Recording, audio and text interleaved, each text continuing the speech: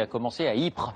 C'est parce qu'en cette année centenaire du déclenchement de la Première Guerre mondiale, cette ville est l'un des symboles du conflit. C'est là-bas que la première attaque au gaz moutarde avait été lancée. Reportage que vous avez réalisé, François Baudonnet, avec Frédéric Furnemont.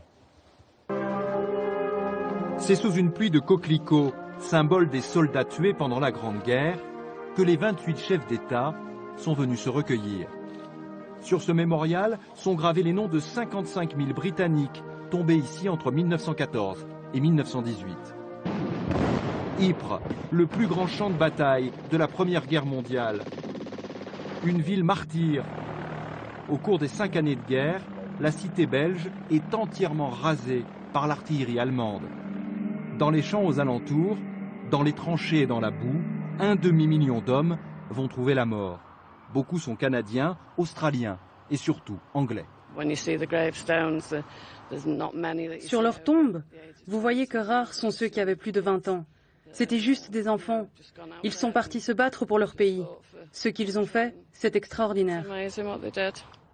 Si ce lieu est entré dans l'histoire, c'est parce que Ypres est le plus grand cimetière d'Europe. Mais la ville doit surtout sa triste célébrité à ses corps meurtris, ces hommes aveugles et défigurés par le gaz moutarde. Le 12 juillet 1917, pour la première fois, l'armée allemande utilise cette puissante arme chimique. Un lourd nuage jaunâtre sème la panique dans les tranchées alliées. Ce gaz, rebaptisé alors hypérite, imprime un tournant au conflit.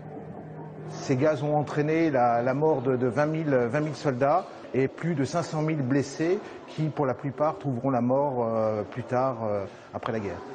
100 ans après, la bourgade belge a effacé toutes ses plaies, mais le nom d'Ypres restera pour toujours associé à une arme dévastatrice. En France.